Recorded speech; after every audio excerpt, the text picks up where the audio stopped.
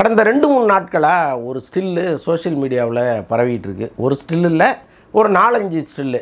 அதில் ஒரு ஸ்டில் ரொம்ப முக்கியமானது. டைரக்டர் பாலா வந்து அஜித்தினுடைய தலையை, அந்த கொத்தான முடி இருக்கு இல்லையா, அதை பிடிச்சிட்டு ஏதோ ஒரு கரெக்ஷன் ஒன்று சொல்லிகிட்டு இருக்காரு. அது நான் கடவுள் கெட்டப். அஜித் வந்து நான் கடவுள் கெட்டப்பில் இருக்கார். படத்தில் வருகிற பல காட்சிகளுக்கான கெட்டப்புகளும் அஜித் இருக்கிற மாதிரி ஸ்டில்கள் வந்துகிட்டு இருக்கு. அந்த ஸ்டில்னுடைய பின்னணி என்ன அப்படிங்கிறத பற்றி நம்ம கடைசியாக பேசுவோம். இந்த விஷயத்தை நாம் பேசுவதற்கு முன்னாடி இன்னும் சில வருடங்கள் முன்னாடி போய் பல விஷயங்கள்லேருந்து இதை ஸ்டார்ட் பண்ண வேண்டியது இருக்குது. முக்கியமாக சேது படத்துலேருந்து. இந்த சேது படம் ரிலீஸ் ஆன பிறகு தமிழ்நாட்டில் வந்து ஒரு மிகப்பெரிய தாக்கத்தை ஏற்படுத்திச்சு அந்த படம். யார் இந்த டைரக்டர், யார் இந்த டைரக்டர்னு கேட்காத ஆட்களே கிடையாது. அதே மாதிரி திரையரங்கத்தை விட்டு வெளியில் வருகிற ஒவ்வொரு ரசிகனும் கண்ணீர் மல்க வெளியில் வந்தால் அந்த படத்தினுடைய பாதிப்பிலிருந்து ஒவ்வொருவனும் மீள்வதற்கு பல நாட்கள் ஆனது. அப்படி ஒரு காவியத்தை படைத்தார் டைரக்டர் பாலா. இண்டஸ்ட்ரியில் ஒரு பெரிய பேசு பொருளாக மாறினார் பாலா. யார் இவர், இவருடைய பின்னணி என்ன, இவருடைய சொந்த ஊர் என்ன, இவர் என்ன படிச்சிருக்கிறாரு, யார்கிட்ட ஒர்க் பண்ணார், இப்படிங்கிற கேள்விகள்லாம் அதுக்கப்புறம் அடுக்கடுக்காக எழ ஆரம்பிச்சிருச்சு. இந்த நேரத்தில் தான் தயாரிப்பாளர் பூர்ணச்சந்திர ராவ் பற்றி நம்ம சொல்லணும். பூர்ணச்சந்திர ராவ்னு ஒரு மிகப்பெரிய தயாரிப்பாளர் இருந்தார். அவரே இயக்குனரும் கூட. அவர் பல தமிழ் படங்கள் பண்ணியிருக்கார், விக்ரம்லாம் வச்சு பண்ணியிருக்கிறாரு. அவர் வந்து இந்தியில் ஒரு படம் ஒன்று பண்ணிகிட்டு இருந்தார் பல வருடங்களுக்கு முன்னாடி. அதாவது சேது ரிலீஸ் ஆவதற்கு பல வருடங்களுக்கு முன்னாடி இந்தியில் ஒரு படம், அதில் அமிதாப் பச்சன்லாம் நடித்ததாக ஒரு தகவல் இருக்குது. அந்த படம் பண்ணிகிட்டு இருக்கும்போது ஒரு தீராத மனக்கசப்பு அவருக்கு வந்துருச்சு. இனிமேல் நம்ம படமே தயாரிக்கக்கூடாது அப்படிங்கிற முடிவு எடுத்து பாதியோடு அந்த படத்தை க்ளோஸ் பண்ணிவிட்டு வந்துட்டார்.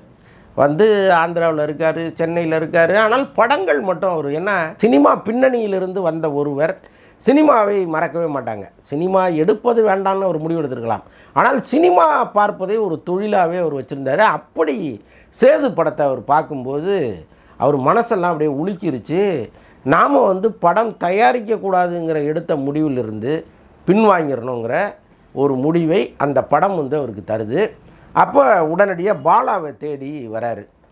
சார், நான் உங்களை வச்சு ஒரு படம் பண்ணணும் அப்படின்னோடனே, பூர்ணச்சந்திர ராவ் எவ்வளோ பெரிய தயாரிப்பாளருங்கிறது பாலாவுக்கு தெரியும் இல்லையா, சார் கண்டிப்பாக பண்ணலாம் அப்படிங்கிறாரு. இப்போது இந்த படத்தில் அஜித் ஹீரோவாக நடிக்கணும்னு பூர்ணச்சந்திர ராவ் விரும்புகிறார். பாலா விரும்பலை, அஜித் வேணும்னு நினைக்கிறார். இதற்கு முன்னாடியே சேது படத்தை அஜித் பார்த்துட்டு இந்த டைரக்டரோட ஒரு படத்தில் நாம் நடிக்கணுங்கிற ஆசை அவருக்கும் இருக்குது. இப்போ பூர்ணச்சந்திராவை ஃபோன் பண்ணி, சார் இதுமாரி பாலாவை வச்சு நான் ஒரு படம் ஒன்று பண்ண போகிறேன், அதுக்கு நீங்கள் ஹீரோவாக நடிக்கணும் அப்படின்னோடனே, கண்டிப்பாக நடிக்கிறேன் சார், இதை விட ஒரு பெரிய பாக்கியம் எனக்கு என்ன இருக்குது அப்படின்னு சொல்லி அஜித்தும் சம்மதம் தெரிவிக்கிறாரு. இப்போ அந்த பேச்சுவார்த்தைகள்லாம் ஸ்டார்ட் ஆகி பாலாவுக்கு ஒரு அட்வான்ஸை கொடுக்குறாங்க, அஜித்துக்கு ஒரு அட்வான்ஸை கொடுக்குறாங்க. இப்போ கதை சொல்கிற படம். இப்போ பாலாட்ட பூர்ணச்சந்திர ராவ் கதை கேட்குறாரு. பாலா வந்து, சார் எனக்கு ஒரு மாதம் டைம் கொடுங்க, நான் இப்போ தான் சேது ஃபீவர்லேருந்து வெளியில் வந்திருக்கேன், ஒரு மாதம் டைம் கொடுங்க, நான் உங்களுக்கு கதை சொல்கிறேன் அப்படின்னோடனே, அப்போ ஜேஜே ஃபிலிம் சிட்டின்னு தரமணியில் இருந்துச்சு, அங்கே வந்து ஒரு காட்டேஜை பாலாவுக்காக ஏற்பாடு பண்ணி கொடுக்குறாரு பூர்ணச்சந்திர ராவ். அங்கே வந்து பாலா போய் கதை விவாதம் நடத்தினாரான்னா இல்லை. இத்தனை வருடம் இந்த சினிமாவில் போராடி போராடி போராடி ஒரு மிகப்பெரிய பேரை வாங்கின பாலா ரொம்ப சொகுசாக அந்த இடத்த அனுபவித்தாரே தவிர அவர் வந்து படத்திற்கான வேலையில் இறங்கவே இல்லை. கதை வந்து ஒரு 4 வரி கதையாக அவருக்குள்ளே இருக்குது, அது டெவலப் ஆகவே இல்லை.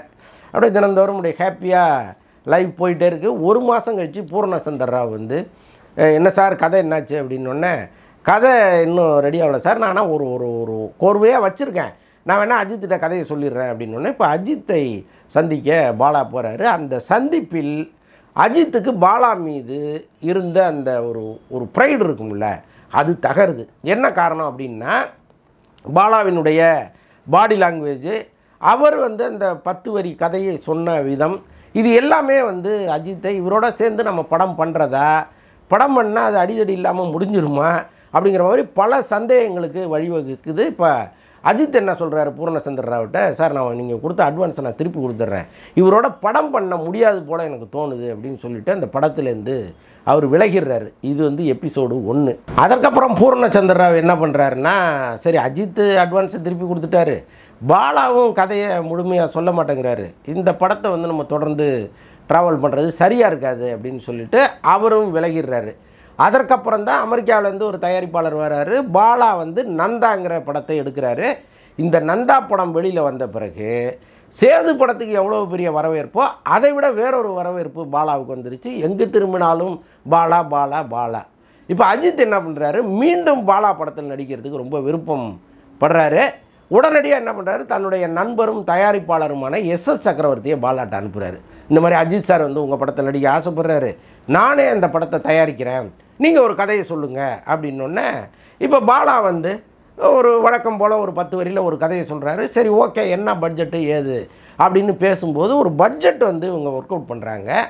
இந்த பட்ஜெட் வந்து எஸ்.எஸ். சக்கரவர்த்திக்கு ஒத்து வரல. இதற்கிடையில் அஜித் என்ன பண்ணுறாரு, பாலாவை வந்து எனக்கு கதை சொல்லுங்கள் அப்படிங்கிறாரு. 2வது முறையாக பாலாவும் அஜித்தும் சந்திக்கிறாங்க. இப்போ கதை வந்து பாலா சொல்கிறாரு.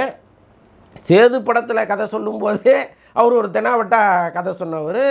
நந்தா படத்தினுடைய மிகப்பெரிய வெற்றிக்கு பிறகு அவர் அஜித்துக்கிட்ட எப்படி கதை சொல்லியிருப்பாருங்கிறத நான் சொல்ல தேவையில்லை, நீங்களே யோசிச்சுக்கோங்க. ஆனாலும் அஜித் பாலா படத்தில் நடிக்கணுங்கிறதுல ரொம்ப உறுதியாக இருந்துட்டார் இந்த முறை. இப்போ எஸ்.எஸ். சக்கரவர்த்தி என்ன பண்ணுறாரு, நடுவில் வந்து ஒரு குழப்பத்தை ஏற்படுத்துகிறாரு. குழப்பம்னு சொல்ல முடியாது, என்னென்னா ஒரு தயாரிப்பாளராக அவர் சில விஷயங்களை யோசிக்கிறாரு. பாலாவை நம்மளால் ஹேண்டில் பண்ண முடியுமா அப்படின்ட்டு அவர் வந்து அஜித்துக்கிட்ட, சார் இது செட் ஆகாது போல இருக்கு, நீங்கள் வேண்டாம் விட்டுருங்க அப்படிங்கிற மாதிரி சொல்ல 2வது முறையாக அஜித்தும் பாலாவும் சேர்ந்து படம் பண்ண முடியாத ஒரு சூழ்நிலை வருது. இப்போ வந்து நந்தா படத்துக்கு பிறகு பிதாமகன் 3வது எபிசோடு. இந்த பிதாமகன் படம் ரிலீஸ் ஆன பிறகு கண்ணாப்பின்னான்னு ஹிட் ஆயிடுது. பிதாமகன் அதுக்கு வந்து தேசிய விருது, அது இது எங்கே திரும்பினாலும் இதை பற்றிய பேச்சு. இப்போ அஜித்துக்கு மீண்டும் ஒரு ஆசை வருது, பாலாவோட படம் பண்ணணும் அப்படின்னு சொல்லிட்டு இப்போ பாலா வந்து ஒரு முடிவு எடுக்கிறாரு. 1 கோடி ரூபா சம்பளம் யார் தராங்களோ அவர்களுக்கு தான் படம் நம்ம இயக்கணும், அது எந்த தயாரிப்பு நிறுவனமாக இருந்தாலும் சரி அப்படின்னு ஒரு முடிவு எடுக்கிறாரு. இதற்கிடையில் அஜித் வந்து மீண்டும் தன் விருப்பத்தை தெரிவித்து பாலாவும் அஜித்தும் சந்திக்கிறாங்க. இந்த நேரத்தில் ஏஎம் ரத்னம் வந்து அஜித்தை வச்சு ஒரு படம் பண்ணணும்னு ஆசைப்படுறாரு. இதற்கிடையில் வந்து அஜித் வளர்ந்து பெரிய நடிகராக மாறிடுறாரு, நிறைய சம்பளம் வாங்குறாரு, பெரிய நடிகராக மாறிடுறாரு. இப்போ பாலா வந்து 1 கோடி ரூபா சம்பளம் கேட்கும் பொழுது அந்த 1 கோடி சம்பளத்தை கொடுப்பதற்கு ஏஎம் ரத்னம் முன் வராரு. இப்போ இயக்குனருக்கு 1 கோடி ரூபா சம்பளம் கொடுக்கும்போது படத்தின் ஹீரோவுக்கும் அவ்வளோ கொடுத்தா தானே மரியாதையாக இருக்கும். அப்போது அஜித்துக்கு 1 கோடி ரூபா சம்பளத்தை ஃபிக்ஸ் பண்ணுறாங்க. மீண்டும் இந்த கூட்டணி சேர்ந்து பயணிக்க தயாராகுது. இப்போ மீண்டும் கதை சொல்கிற பிரச்சனை. பாலா வழக்கம் போல் 10 வரியில் கதையை சொல்கிறாரு. இப்படியே வந்து ஒரு பக்கம் இழுத்துக்கிட்டு இருக்கும்போதே பாலா என்ன பண்ணுறாரு, என்னுடைய பி ஸ்டுடியோவுக்கு நீங்கள் ஒரு படம் பண்ணணும் அப்படின்னு அஜித்திட்ட ஒரு ஒப்பந்தம் போட்டு கையெழுத்தை வாங்கிடுறாரு. இப்போது ஏஎம் ரத்னம், பாலா, அஜித் இணைகிற படம்ங்கிறது ஒன்று, பாலாவினுடைய பி ஸ்டுடியோஸில் அஜித் படம் பண்ணணுங்கிறது இன்னொரு ஒரு அடிஷ்னல். இப்போ இந்த பேச்சுவார்த்தை போயிட்டே இருக்குது. வழக்கம் போல் பாலாவினுடைய நடவடிக்கை பிடிக்காமலோ அல்லது அஜித்தோ அல்லது ஏஎம் ரத்னமோ ஏதோ ஒன்று ஒரு சின்ன குழப்பம்.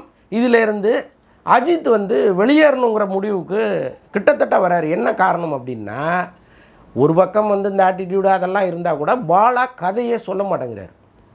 எனக்கு முழு கதையும் நீங்கள் சொல்லுங்கங்கிறாரு அஜித். பாலா என்ன பண்ணுறாரு, நான் என் படத்தில் வர்ற எந்த ஹீரோவாக இருந்தாலும் முடியை வெட்டக்கூடாது, தாடியை எடுக்கக்கூடாதுன்னு நான் ஒரு கட்டளை ஒன்று போடுவேன், அதை தான் உங்களுக்கும் சொன்னேன், நீங்கள் அந்த வேலையை மட்டும் செய்யுங்க, மற்றது எதுவும் கேட்காதீங்க அப்படிங்கிறாரு. இதற்கிடையில் அஜித் தலைமுடியெல்லாம் வளர்ந்து தாடியெல்லாம் வளர்ந்து நான் கடவுளுக்கு தயாராகவே இருக்காரு. ஆனால் கதையை வந்து பாலா சொல்லவே இல்லை. கதை கேட்காமல் நாம் எப்படி ஷூட்டிங் போகிறதுன்னு அஜித்தும் கொஞ்சம் கொஞ்சம் அப்படியே ஆக்சிலேஷன் மூட்லேயே இருக்கார். இப்படியே போயிட்டு இருக்கும்போது ஒரு சின்ன குழப்பம் வருது. இதில் வந்து அஜித்துக்கிட்டேருந்து பணத்தை திருப்பி கேட்பது, இப்படி ஒரு பஞ்சாயத்து ஒன்று நடுவில் வந்துடுது. ஏன்னா நடுவில் தேனப்பன் தயாரிப்பாளராக வராரு, நான் கடவுள் தயாரிக்க வராரு. அஜித்தும் தேனப்பனும் நெருங்கிய நண்பர்கள்ங்கிறதுனால அஜித் வந்து சரி நமக்கு ஒன்றும் பிரச்சனை இருக்காது அப்படின்லாம் நினைக்கிறாரு. இப்படிப்பட்ட சூழ்நிலையில் எப்படி ஆர்யா உள்ளே வந்தாருன்னே தெரியல. ஆர்யா உள்ளே வந்துட்டார். அஜித்தை வைத்து இந்த புகைப்படங்களை பாலா எடுக்கவே இல்லை. நான் அங்கே தான் வர்றேன், இதில் பெரிய பஞ்சாயத்து இருக்குது, அதெல்லாம் ஒரு பக்கம் தனி எபிசோடு. அது இந்த புகைப்படங்கள் பாலாவும் அஜித்தும் இருக்கிற புகைப்படங்கள் தானா, இது ஒரிஜினல் தானாங்கிற ஒரு மிகப்பெரிய கேள்வி.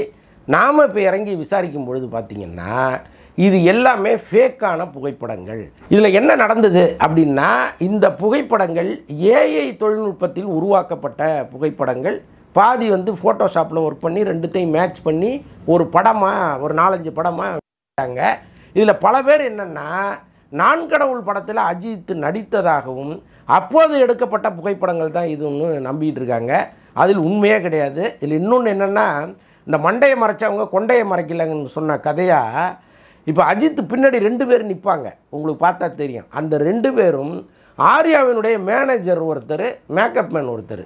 இப்போ அஜித்தை வந்து அந்த ஃபேஸில் பொருத்தினவங்க அவங்க 2 பேரையும் எரேஸ் பண்ணணும்ல, அதை பண்ணலை. சரி, அது ஒரு பெரிய பிழை இல்லை. இப்போ பார்க்குறவங்களுக்கு யாருக்கும் தெரிய போகிறதில்ல, இண்டஸ்ட்ரியில் இருக்கிறவங்களுக்கு தான் தெரிய போகுது. இப்படி வந்து ஃபேக்கான சில ஸ்டில்களை வெளிப்படுத்தி இண்டஸ்ட்ரியில் ஒரு மிகப்பெரிய குழப்பத்தையும், ரசிகர்கள் மத்தியில் ஒரு மிகப்பெரிய குழப்பத்தையும் யாரோ ஒரு புண்ணியவான் ஏற்படுத்திட்டார்.